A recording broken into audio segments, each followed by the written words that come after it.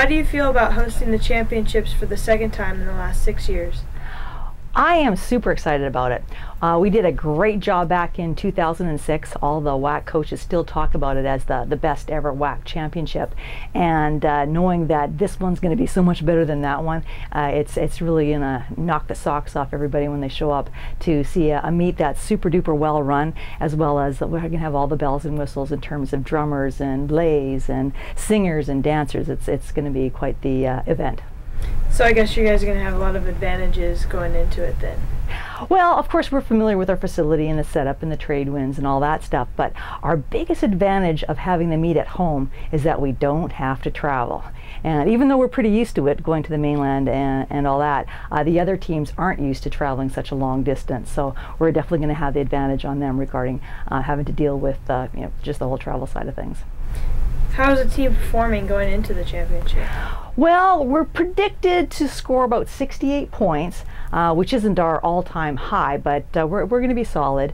Our strengths are going to come from the jumping events, the throwing events, and some of the track events. In particular, we've got 2 people who can score in the high jump, we've got 2 that can score in the triple jump, we've got 2 that can score in the heptathlon, as well as the discus and the hammer. And on the track we're looking super strong in the 800 and the 1500. Mind you, that's one person who's ranked in the top 3 in both of those events, but she's going to have a few races to run, but that's Ashley Aiken. But yeah, she's looking really good for being our star on the track.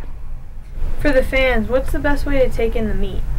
Well, it's almost like a circus because there's running going on, there's jumping, there's throwing, but like get out there, get involved. I mean, obviously there's certain areas where spectators can't be due to safety and stuff, but feel free to move around. They don't have to stay in one spot. They can move so they can get closer to the pole vault. They can move out to the lower grass field where the long throws are going to be held, and then of course they can move anywhere around the track as far as the track events go. So don't feel that you're stuck in one seat, that you can move around and check it all out. What are the events and who are the UH athletes that we should keep an eye on this week? Okay, well, like I was saying, the events where I think we're going to score the most points. In the field events, let's say starting with triple jump, because Maudra Apin is ranked #1 in the WAC. She should score, as well as Amanda Alvarez. Those are our top 2 triple jumpers. In the high jump, we've got Sam Ballantyne and Sarah Saddleton. They're ranked 2 and 3. Sam's also ranked in the heptathlon. She's 5th, and Kaylee Morrison is ranked 7th. In the pole vault, we have Mallory Ramsey, who's ranked in the top 7. On the field events, or sorry, on the throw side, in the discus, there's Tarina. She's ranked #2 overall in the WAC, and Karina's ranked 6th.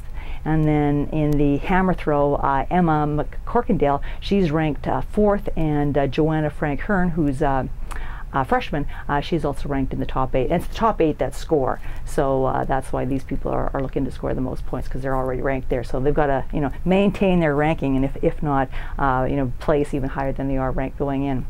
And then, like I said, on the track, we're looking at Ashley Aiken, who's ranked #2 in the 1500, and she's ranked #3 in the 800. So she'll have a busy weekend with qualifying rounds too.